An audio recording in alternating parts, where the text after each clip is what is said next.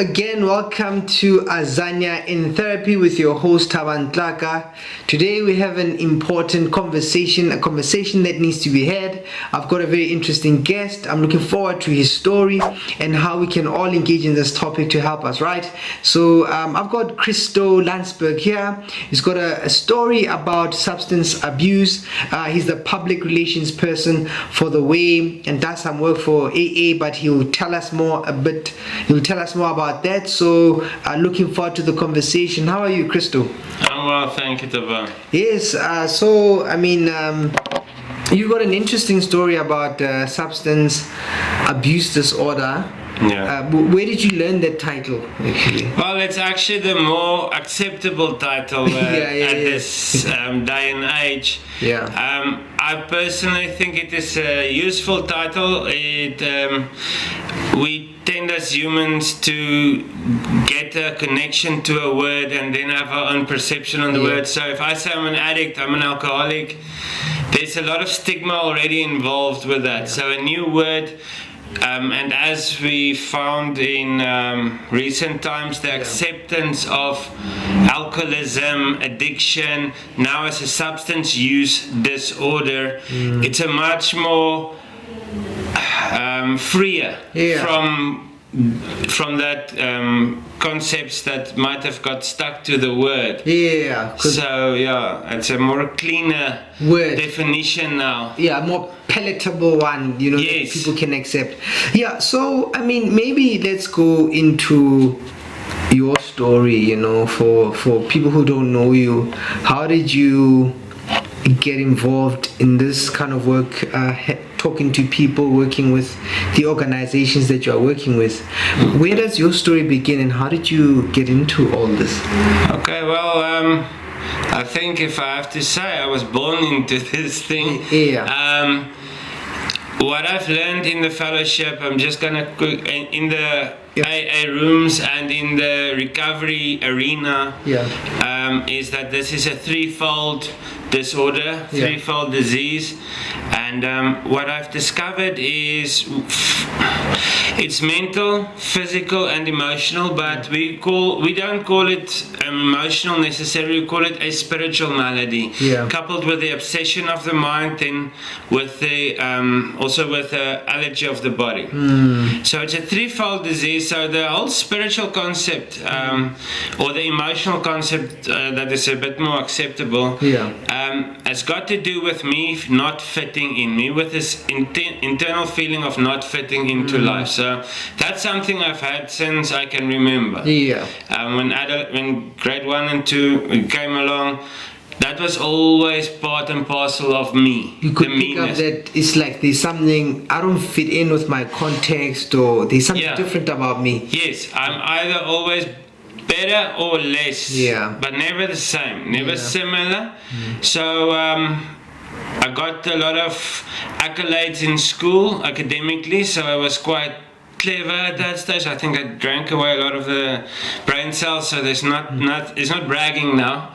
But at the end of the day, I thought that was why I'm different. Off your head like a humming refrigerator, you're different. That feeling of different. I thought it was because I was clever more than the other people. I was tend to think more than others, so that's probably why.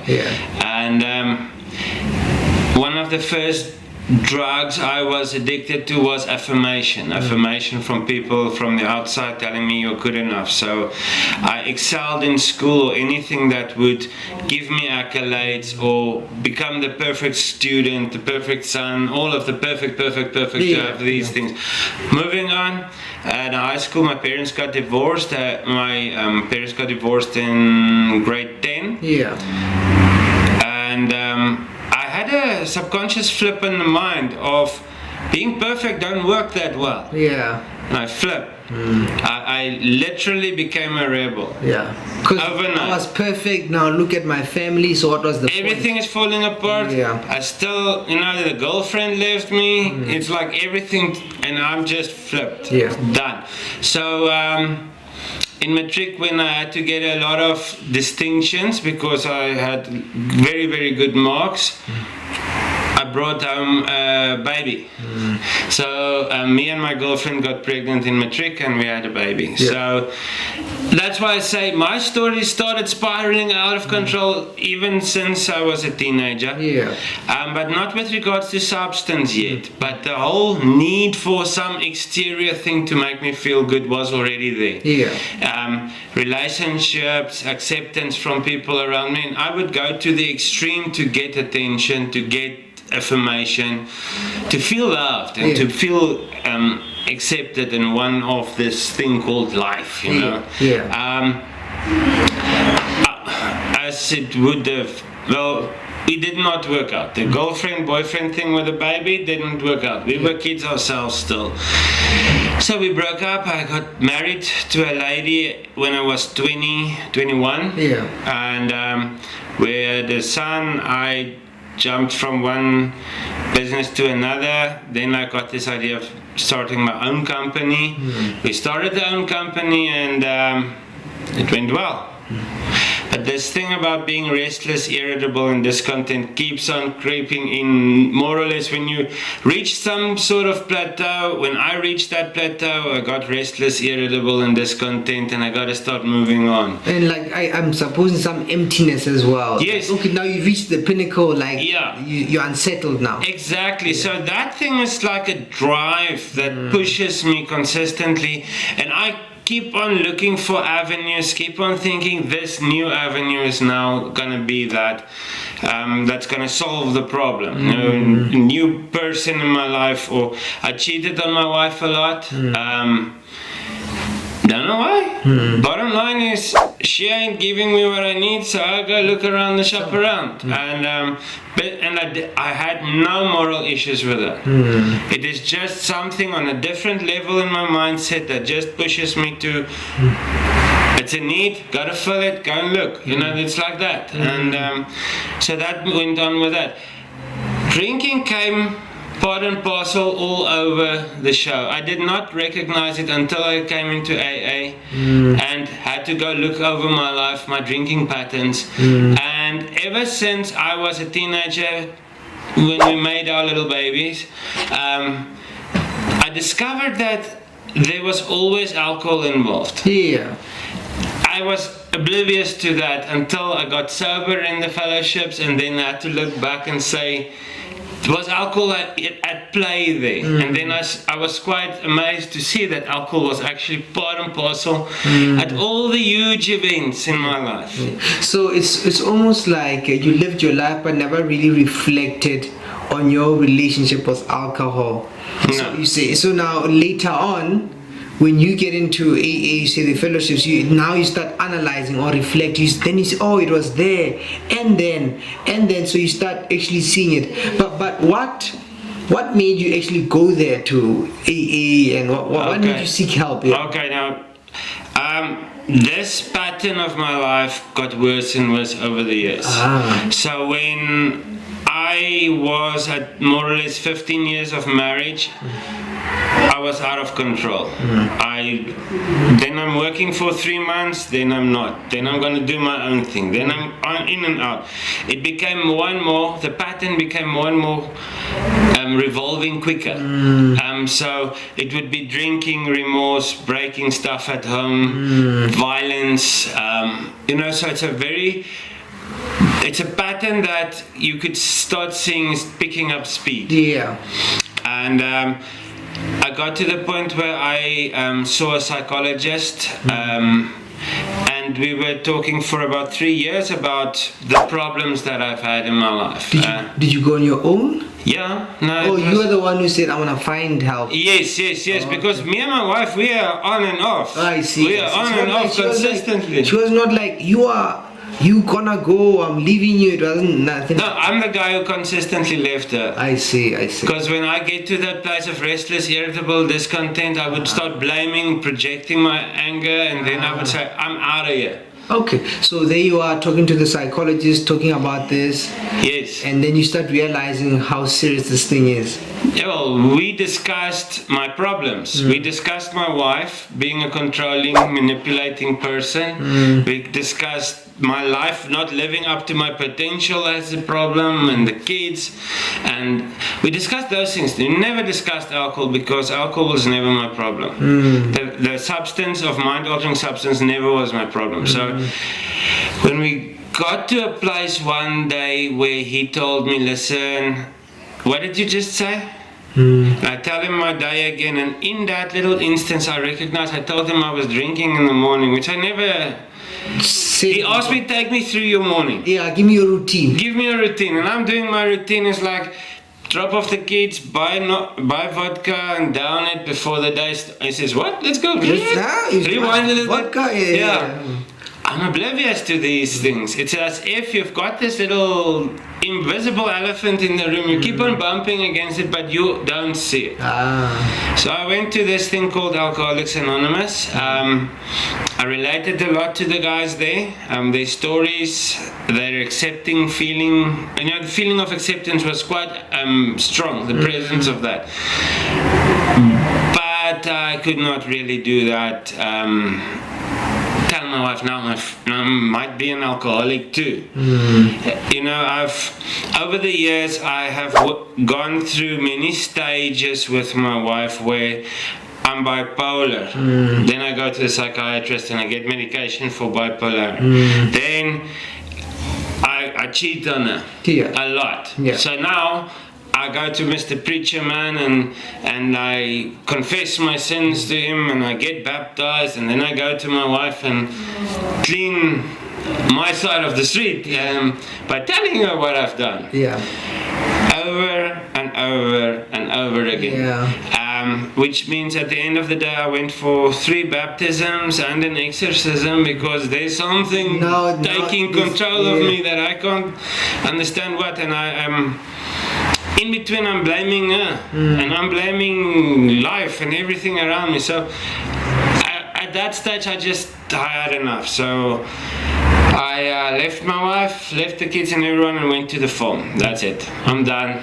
I'm gonna just stay there. I'm gonna die if I stay with this woman. I'm gonna die if I stay in this situation. So on the farm, now I've gotten rid of all my problems, which I've discussed with the psychologist. The wife and the kids with their nagging and the financial stresses, and also the restaurant that I've owned at that stage. All stress gone. Now I'm drinking still, but now it's because I'm a bachelor. I miss the wife, I miss the kids, I miss the restaurant, I miss having money. Now it's something else. Yes. So what I discovered was my reasoning faculties change, but my action plan stays the same, which is drink. So it's like a common denominator. Yes. I just need to justify my drinking regardless of whatever thing I can hang it up on. And through the years in this recovery, I've discovered consistently that we grow very fast in our reasoning faculties with rationalizing our actions and justifying our actions as an alcoholic, as an addict, just to get a sense of it's okay to drink now. It's okay to use now. So I did that discovery there. My son decided with the divorce he's going to stay with me. He was at that stage also grade 10 like I was when my parents got divorced. He was living with me on the farm. He was in a bit of a depressive state as well because his father and mother is just split up, it's his whole parenthood thing, and his girlfriend is living in Pretoria and he's now having to live in Bronkhorstspruit, and so I go and tell him, hey, if you feel bad, son, let's have a drink. It will make you feel better. And that was really the best advice I think I could have given myself. At that time, because that was my reality. Alcohol's my answer to feeling bad. So I gave him some alcohol and he would drink now and then. But he was not in that space. But what also is the next phase of awakening for me was when I came out of a semi-blackout my son had to struggle with maths, so I, being clever, taught him maths the day before the exam, and when I came to, he was lying on the floor shaking of anger and fear, and I had put him there. And I realized I'm not good for this guy. I'm really not good for this kid. So when the court case came up, I requested that he go to his mother. And now I'm sitting in a bar with those mirrors behind the bar, man. Yeah, to seeing yourself. Yeah, but it's bottle, my face, bottle. I'm thinking, what's wrong with me? What's wrong with me? But bottle, my face, bottle. And I couldn't get it. And that is such this disease of elusiveness of my need.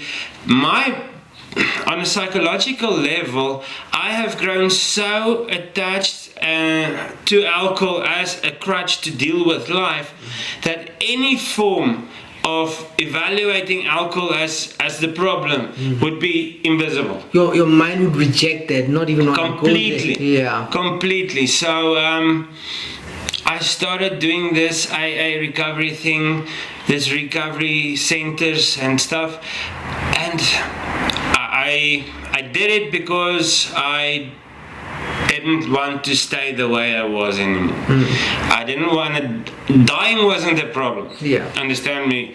Dying was okay. Did you think about like suicide a lot? Yeah, but the thing with alcoholics and addicts, we think a lot about that. We wish we could do it, but let's have a drink first. I see.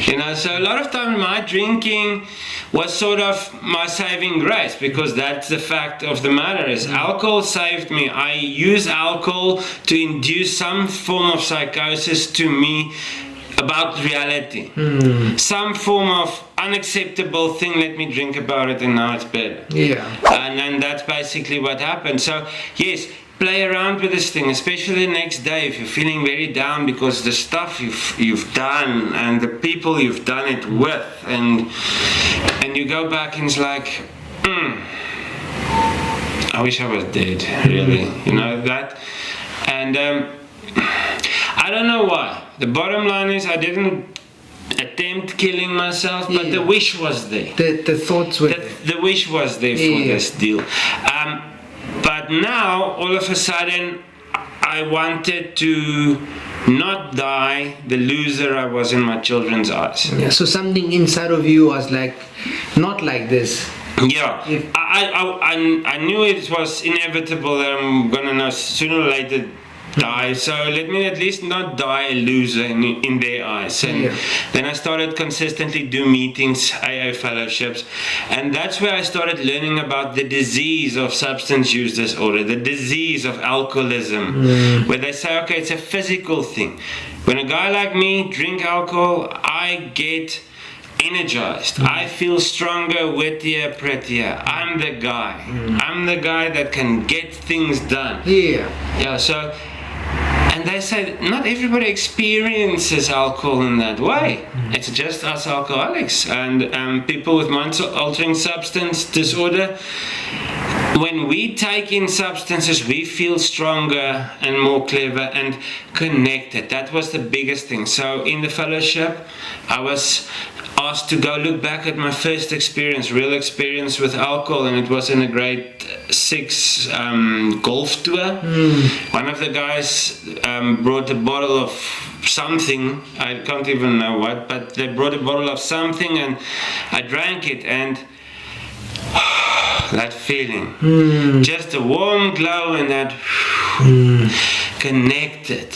For the first time in my life, I am connected. It was not me versus the world, it was me part of the world. Something made sense, coming back from that feeling of there's something different about me. So when you have this now experience, it's like, I think I found something here that makes me feel good. So that's when you had to go back to this memory, you remembered that. Yes. So that is what the deal was. Is I discovered that ever since then, somewhere in the back of my mind, I promised myself I'm gonna do this again. Because this felt good. Yes. So that thing made sense as an answer to living for me. Over the years, my drinking progressed, but each time with this progression, I said, I'm not drinking and can't stop. But the thing is, if I bought a 6-pack, I would finish my 6-pack. And if that mental line was crossed, then I'll buy a 12. And then I'll finish the 12. I made a law, 12. Then it's 12. Never did I drink 3 out of the 12 and say, I'm done now. Should be 12. I got 12, got to finish 12. Got 24, finished 24. Later on, my things moved on. Now it's mine and the guys at the parties. Mine and theirs, even while they're sleeping, I'm still continuing. And then on the farm, same thing. Don't have money, voice says drink, you make a plan. When that voice says drink, you make a plan. I took the company vehicle a few times, come to Pretoria, go to bars and clubs. Don't have money for clubs, but somehow I got into the clubs. Find your way in there. In the clubs, no money. I got drunk when I went home, you understand? So I went from A student in my world, having been accepted as a medical student, doing the whole thing, twirling around, down, ending up as a person doing favors in clubs for people for alcohol. And that was quite a demeaning thinking. Was it like your lowest? When would you say, what was hard for you when you... The hardest thing for me,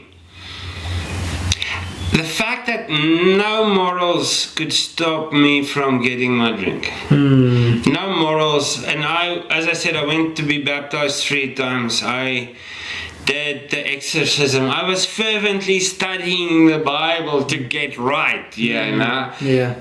And I would be intimate with people I wouldn't even have coffee with, just thinking alcohol is at the end of this stretch. That is a pretty demoralizing thing.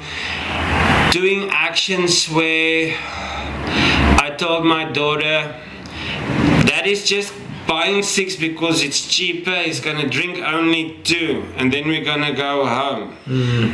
And then when I look at this function, I see her, she sees me, but I see in her eyes that disappointment. And I look at my hand, I actually finished the last one of the 6 already. Those little things, my son's fear in his eyes, my wife of 16 years, having deadness in her eyes, not caring whether or not I live or die or whatever. Those are the things that get you. I see. And then you start drinking again. Yeah, because now you feel bad. And you need the anger again. But this time, desperation set in, that realization through the fellowship with relating to other guys' stories. I could relate 100% to her whole life experience emotionally, and I was astounded. This short, 100% the same story, just different wording in between, but the storyline exactly the same. So the disease, the physical aspect, I cannot stop. I have to have, and I'll go to any length to get that. It was adamant in my story, and I related with that. And so, because you talk about the fellowship, for somebody who doesn't know, right? What happens? Is it like what they do in the movies? You walk in and there's a bunch of people sitting there, and you say, "Hi, my name is Christo, and I'm an alcoholic," and you tell you so. Like for somebody who doesn't know, okay, what happens there? Okay, with regards to the fellowship, there are similarities in movies with regards to the fellowship, but it is not the deal. The thing is this: you tend to go to AA when you're seriously messed up. And you've come to some kind of realization, something needs to be done. My first experience with Alcoholics Anonymous, I went in there, and it was a bunch of old people and middle-aged people, and they just greeted me and sat down, They've sometimes got topics they talk about. Now, okay, today let's talk about alcohol, the disease. The disease, or what we will do is what's your rock bottom, or something called gratitude, or some kind of topic that the chairperson would find. We share the position as chairperson once a month or once 3 months. Share it, and then that person brings a little bit of his flavor into the meeting. With regards to new people in the fellowships, it's very welcoming and open arm, because we know what a struggle it is to get to that door as an alcoholic. To actually just make it there. Just to make it, because we as alcoholics or addicts are very stubborn.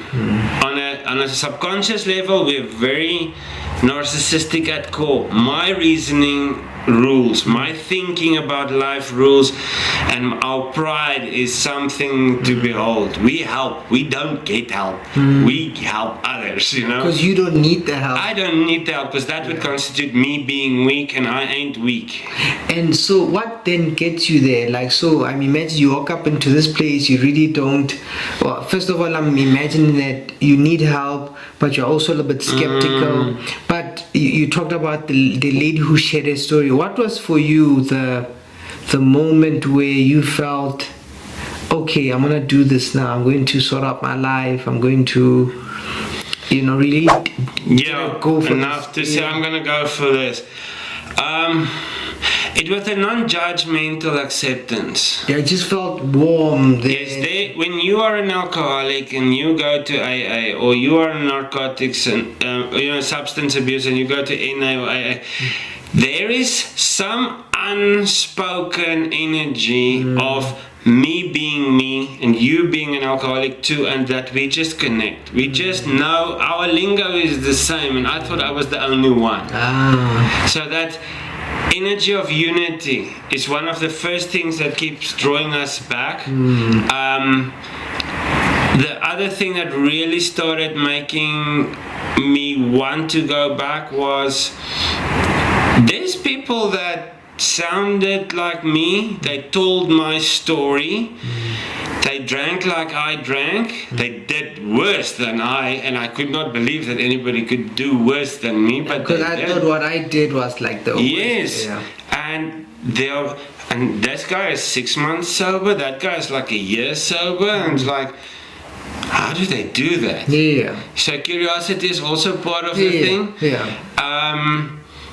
And they're happy. This guy just got divorced, but he's happy still. Not joyous, but there's a sense of I'll get through this type of vibe, And that one just lost his job. Tomorrow we'll go look for another one. Those end of the world things I would drink over like that. Everybody's just, I'll get over it and move on, It's a whole different energy, and it captivated me. That energy for, how can they be so happy?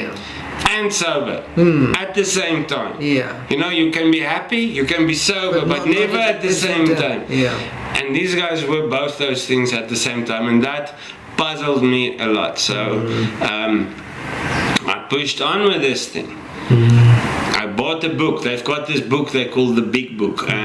It's a book written in 1935 by an alcoholic. The first guys who started the whole AA movement. And in there it's like a recipe. Step 1, step 2, step 3. And it was basically just as a guide for alcoholics to, if you're in trouble enough, when willing to go to any length to get this, here's 12 steps for you. The thing is, you have to be desperate to start doing some things you don't believe in, and it worked. It's the first time I did something I did not believe in, but I was desperate enough to do the action. You're like, let me just try it then. There's nothing to lose here. I'm dead anyway. That was a reasoning. I'm dead anyway, so let me just do this. And it worked, really. It took me time. It took me 4 months going to AA consistently every day, having this one mantra in my head: don't think, don't drink, go to a meeting. We tend to overthink as alcoholics, so we say to ourselves, don't think. don't think, just go to a meeting. Don't overthink it. We overthink everything. Yeah. Don't think, don't drink, go to. I did that. Kept on drinking. I made a rule with myself: go to a meeting and then you can go to the club. Yeah. Because if I put the two up against each other, I would probably just go to the club. Okay, see, but at least. So I said, let me first go to the meeting, because then I'll be sober there for that hour, and then I'll. And the funny thing happened, and this is where the deal comes in. Is when I go to the meeting, something happens within the meeting that addresses that need that I had. Yeah. So much so that when I'm done with the meeting, 90% of the time I would not go to the pub. Yeah. For me, that was astonishing. Like, how does this happen? Yeah. I did not drink, but I feel filled up, and that's what it's about. Is we drink to fill up a spiritual hole, emotional hole, that not fitting in hole. That's why we drink. Yeah. And the fellowship addresses that in the beginning. That connection with it addresses it. And at the end of the day, I let go of my old ideas.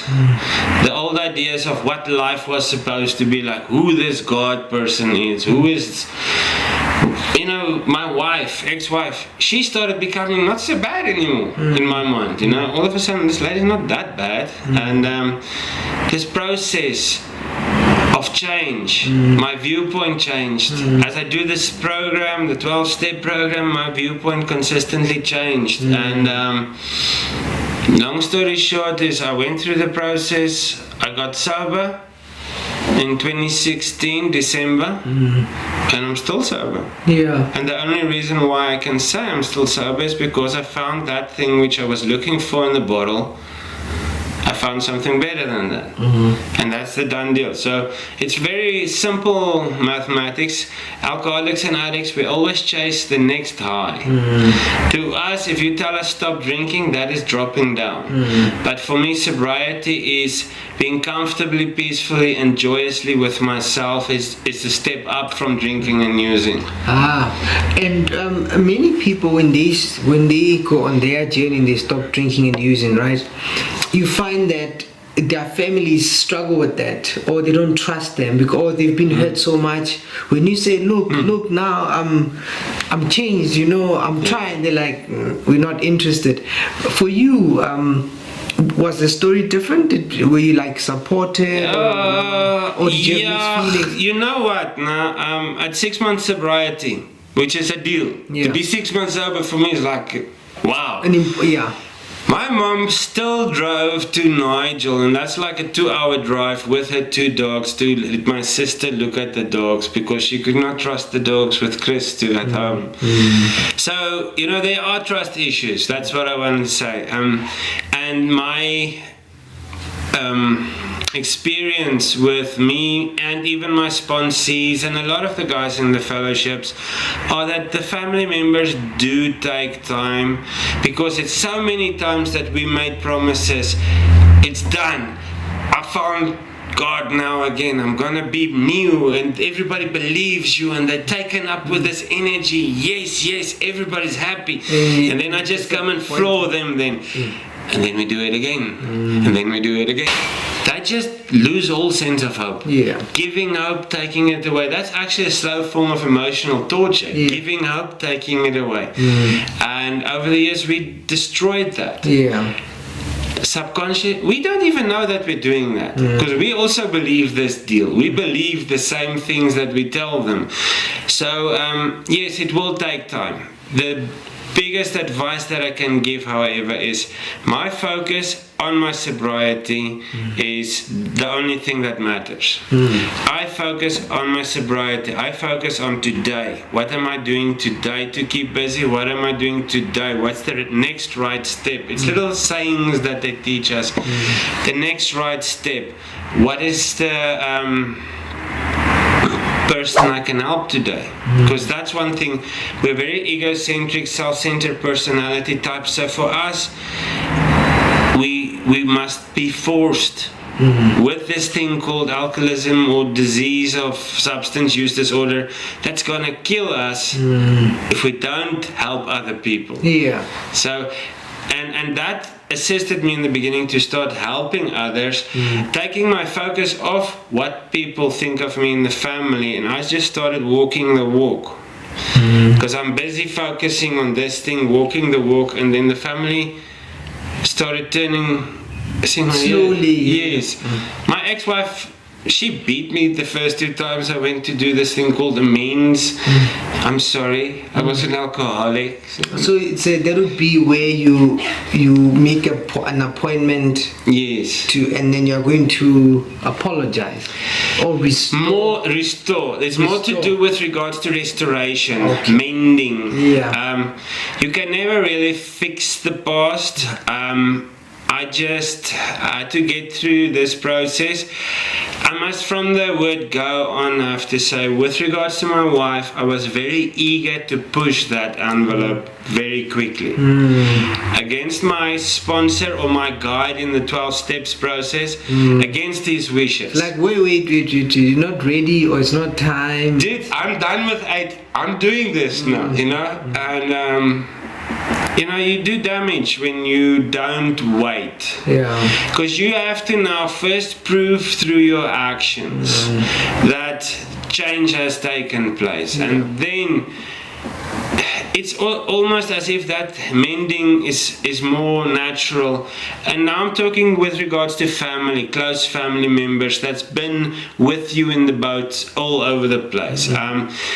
People you stole from, you know, they're not that close to you, but they do damage. So you go to your boss and say, hey, I'm sorry, I did take a lot of money out of your company. I would like to pay you back over the next 3 months. And that I did do. The effects on that, the experience that I got from that process was one of self-healing and self-forgiveness, accepting of self. Yeah. Because our ultimate, on a spiritual plane, we are totally unacceptable to ourselves. Yeah. I hate my guts. That's the bottom line. So the process of the 12-step program is about self-awareness, self-acceptance, and through that self-awareness, self-acceptance, I can start also be loving. Yeah. Doing these things that might be uncomfortable initially to do, but I'm setting things right. Yeah. And by setting things right, the most wonderful payoff is I feel better. Yeah, you have a better relationship with yourself. Exactly. Yeah. And that is what this process actually is about. It is an easy process. It's a simple process, but not necessarily easy, because like Carl Jung said, you're going to be facing your demons. Yes. Your dark side. You're going to be facing all those reasons behind your reasons why you do things. Yeah. And you're going to face them. And not alone, you don't have to do it. You've got a sponsorship, you've got a fellowship, you've got people around you that know what it's about, and they assist you through this process, and you go through that, and you're sober. Now, how to keep sober is the next level. Yeah, and before we talk about keeping sober, your kids, and how did they respond to that? Yeah. Okay, now, initially, my kids were skeptical, but kids are difficult to say because they're very fluid. They will say everything is okay, Dad, everything is okay. But my son have had some serious anger management issues. Yeah. I do know that is directly as a result of my anger towards him and his time of vulnerabilities over the years. Yeah. My youngest daughter, I do see this need for perfection, to control her environment. I do see it, and anger flaring when it's not perfect. That's also a direct result of my being there and not being there, that throw. Yeah. So it is very obvious, and this is through the years in this programming and doing the steps. I've come to realize the impact that we have as parents on our children with regards to our. Because you must understand, as an alcoholic, you believe you don't matter. Yeah. And if I don't matter, none of my actions matter. Yeah. And now to all of a sudden behold that these actions that I've taken with my kids, they believing that they don't matter, I can see the effects on my kids. Yeah. That was quite another realization. In that was in sobriety that I started realizing that. My amends process with the kids are still continuing. It's not something that stops. It's done. Yeah. I do, as with regards to my consequences of my actions, I cannot necessarily be the disciplinarian father figure that would normally constitute a father, but I can be more of a person you can go talk to about anything. I would assist wherever. When you need me, I'm there. That's my off and off my deal that I made with my sponsor as well. Yeah. If they need me, I'm there. Yeah, and continuing with that, you said that remaining sober is now there's this journey to even admit that there's a problem. Okay, then you start doing the work, you've admitted, you're doing amends, but then there's a whole other journey of now to remain sober. Yes. So what's hard about that and what helps? Okay, so this is like a Venus flytrap, the AA program, because now you're attracted to it because you want to stop drinking and they've got something going on. Now you're doing this. Now you get to stop drinking and now they say, you know what? Drinking was actually just the start, the symptom of your problems. Your real problem is you. Okay. Yeah. So they're building it up as that you've got the disease, great, of substance use disorder, which means you're physically, mentally, and spiritually screwy. When it comes to alcohol, when it comes to substance, I'm not saying overall you're screwy. It's just when it comes to this substance. Yeah. To this substance, I'll say no, and while I'm saying no, I'm never drinking again. I will open it up and down it because that's an off balance. So now I gotta start living this deal. And with AA, the main thing, and in the programming, the main thing is about living this life, getting to know how to live life. Not to stop drinking. It's actually the aim is to live a life that's free and happy and content within self. Yeah, because to stop drinking sounds like a negative aim in a sense, like don't drink. Oh, I stopped many times. Yeah, if you tell your brain that's what I'm stopping now. You do the opposite, right? Yeah. So I suppose it sounds more helpful to live a meaningful life. Yeah. And practically, do you like do things like watch out where you go? Do you plan your weekends? Does it go into things like that? Okay. Within the program. Yeah. If you take the 12 steps and you culminate them in 3 phrases, it is you learn to trust a God, a higher power, anything other than self which you can rely on. Someone else who you can rely on. Okay. It can be the fellowship, it can be the group energy, it can be the 12-step process, anything else. You trust that higher power. It must just be outside of self. Then clean house is looking at your demons, cleaning it up, doing the step, go and say sorry, make amends, fix it as best you can. And then help others is the third part of the thing. It's called altruism, assisting the next guy in need, paying it forward, and that is the thing that kept me sober consistently over the years. Is when I feel down or depressed or whatever, because life happens, it's not sunshine and roses the whole time. Life happens, and that consistent availability to help the next alcoholic kept me sober over and over and over again. But my struggle is not staying sober anymore so much as focusing on enjoying life. Yeah. Because I drank to have that sweet spot of happy, peaceful, connected. Yeah. That's why I drank. Yeah. So I did not care at the end what the taste of alcohol is about. It's just in me now. So it was clear vodka, clean out of the bottle. You know, it's like boom, I need it now. So I just wanted the effect. Yeah. So for me now to live a life, gotta stay away there for day drinking, and I can't stand, you know, I've got to stop drinking, I must not drink, I mustn't be, that's not a life. Yeah. It's about how do I stay happy today? How do I enjoy today? Yeah. And I have found that doing service in Mamelodi with Tadenani Drop-In Center gives me immense joy. Doing service at the jail in Cullinan gives me immense joy. And it's the payoff. I could actually say it's the same energy that I get from alcohol. Is doing that deed for the next guy. That feeling of I've done something good here. And when you say service, so you go in and you talk to the men, you talk to the people, you... Yeah.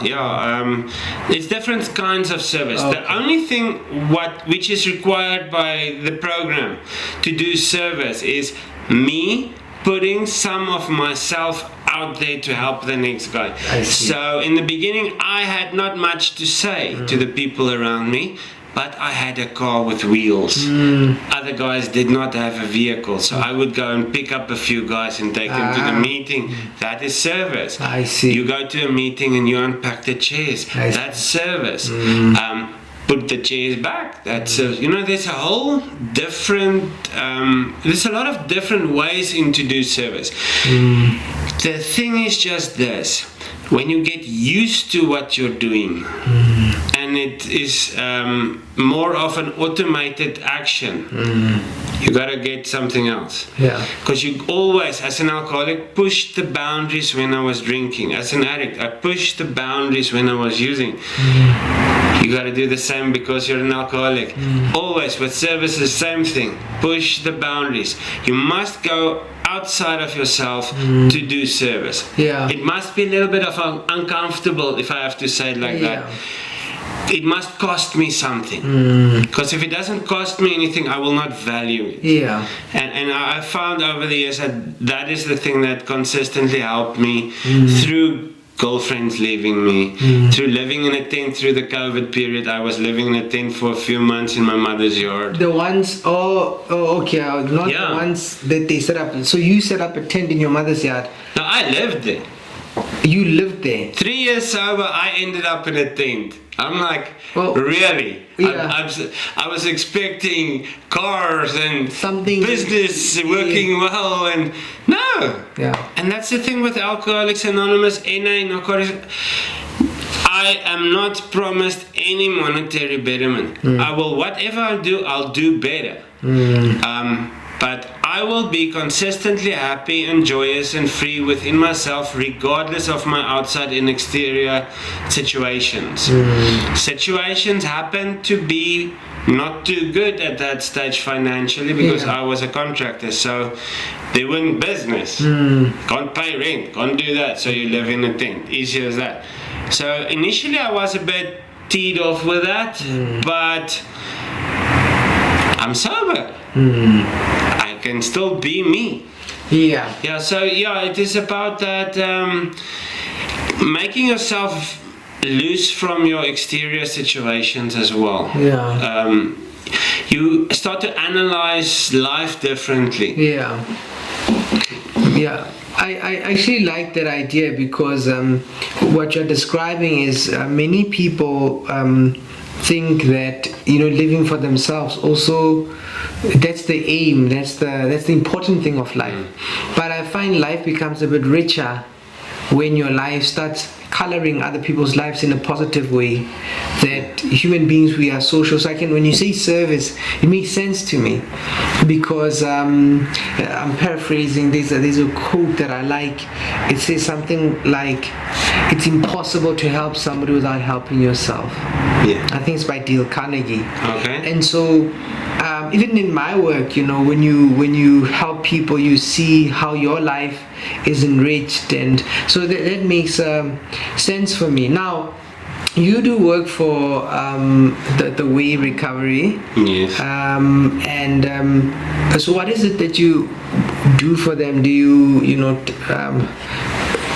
promote, tell people about the place and AA? What's exciting you? What keeps you busy? Okay. As I said, I'm very into service, and I do work for Alcoholics Anonymous for free. Yeah. And now I'm doing this. They call it hospitals institution service, which means we go to institutions like the Way Recovery and other rehab facilities. We go to state rehab facilities, we go to jails, wherever, and we go and tell about the fellowship. Tell guys who are hopeless like I was, listen, dude, if you can relate with me, with my crappy story, then there's an answer for you, there's hope. And that's in the fellowships on the outside as well. So we're doing that. I've discovered the Way doing service since my second year in sobriety.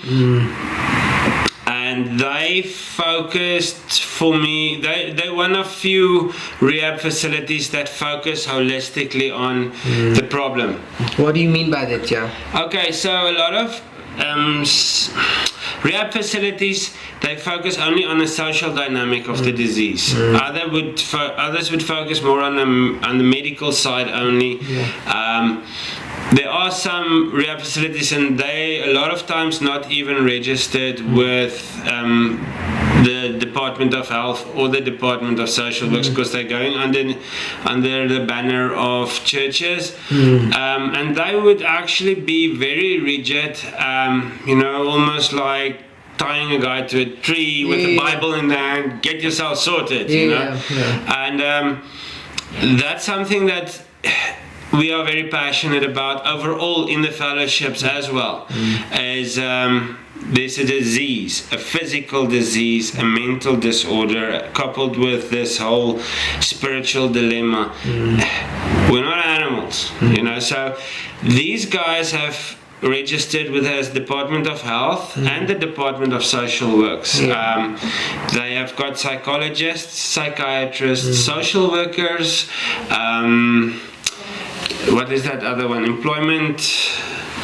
No, I don't. Occupational therapists. They counselors doing the 12-step process with you, and MDs working there as GP. A GP also with nurses, 24/7 nurses. So this person who started the Way Recovery, Adrian, he was an addict himself. Him and his family went through those things, and he got out of a few rehab facilities, and he said, and he had the means as well, I'm gonna do it right. And he had this thing started up.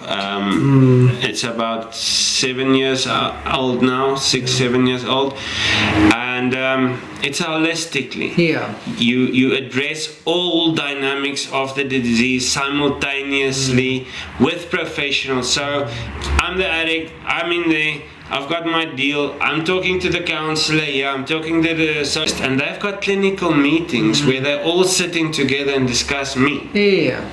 So they give me a tailor-made assistance for me and my personality through their points of view, through their expertise, which I think is something that's quite uncommon. You don't get that a lot in the thing. It's most people have got this machine going. Get in, do this, next do this, next do, and again, we are people. We are people from different backgrounds, even though there's one disease overall, but we need to be addressed in different manners for it to kick in better. That makes sense to me, because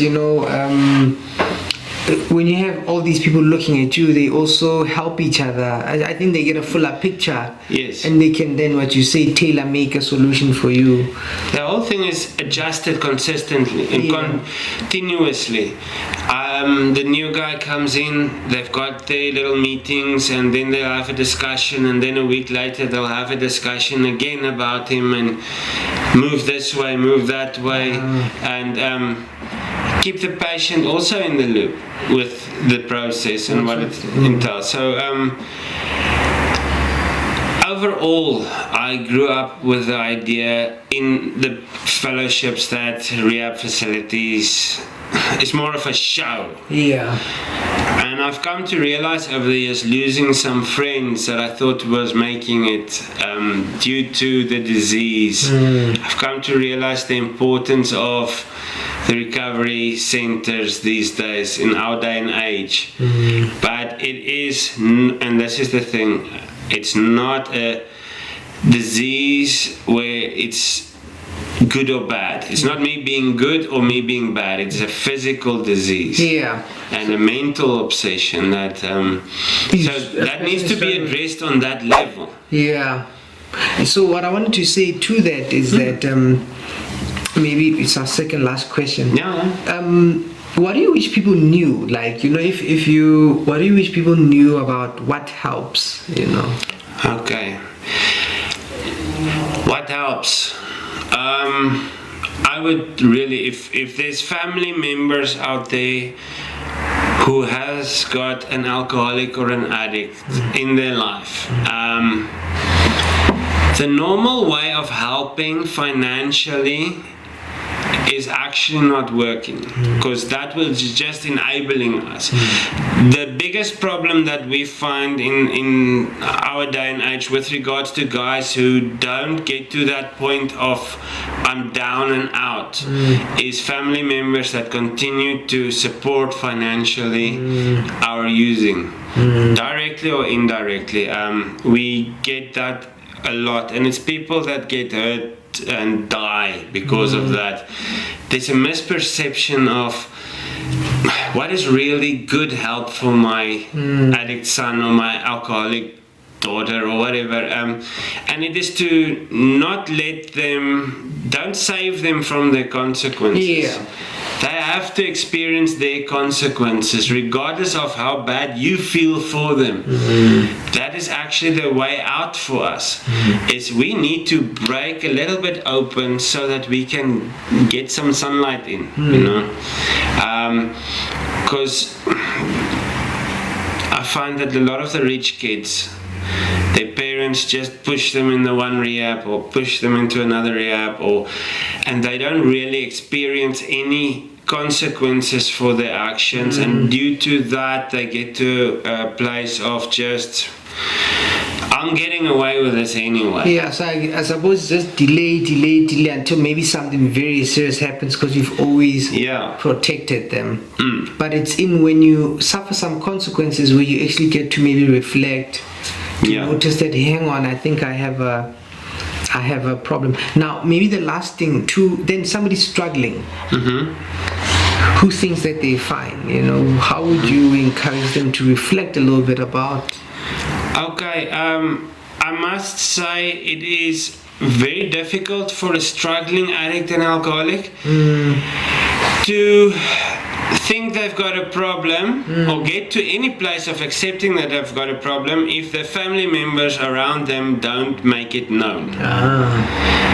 If you are a father, a mother, a sister, a brother, a wife, a spouse, and you see that my using alcohol is wrong, is bothering you, not wrong, let's not say wrong, let's say just bothering you. It's unhelpful, or it's detracting from your journey in life. Whatever the reason.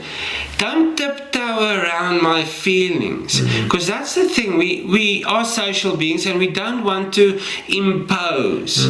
But if my brother drinks like I drank, I would go now and tell him, your drinking worries me. Because now for me as an outsider from Alcoholics Anonymous, now I go to you as the alcoholic and I say, I'm here to help you, sir. And you're like, why?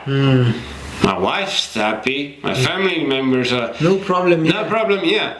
The first thing, you just need to be honest with that person. Honesty, I think, is the first key to assisting the alcoholic or the addict in the household. Being honest. It bothers me. Yeah. Go see if there's something about that, you know. And if enough people tells the alcoholic and the addict in the family, your drinking bothers me, something is gonna start quicker in his life, awakening. Later on, a situation will end, will perhaps push him a little further. But it starts with the honesty from family members. Yeah. Not tiptoeing around feelings, just being straight up honest. I love you, but it bothers me how you're drinking. And leave it at that. And to be honest, you can save years from that guy's life. Yeah. By being earlier honest about it. So none of this, it's none of my business, you know. We like to say it's none of my business because we don't want to get involved. And I'm not saying go and resurrect the guy or anything or push him over a cliff. Just go and tell him what you're feeling. Yeah, give them feedback. I feel that your drinking is bothering me. Yeah. I don't really know why, but it does. And leave it at that. Yeah. That's the most honest thing that I can do for another person, is saying when he does something that bothers me and I don't want to tip on straight on his toes or whatever, just say that bothers me. Yeah. So yeah, I think that's the best thing that we can do, is be honest with the other person. Then later on other stages can follow, but normally you will set something in motion. Yeah. But otherwise, thank you very much. I think that's, listening to you, I think it's quite insightful, you know. There are things that you say, I think many people take for granted. And so thank you for being brave. Thank you for taking the time. I do hope that those who watch and listen to this, you know, will also get a little bit of whatever will help them. But also with your health and your journey, you know, I wish you all the best, because you're doing good work. Oh, thank you very much, Thabang, and same to you, man. Yes, I really, all the blessings for you guys. Thank you. Thank you very much.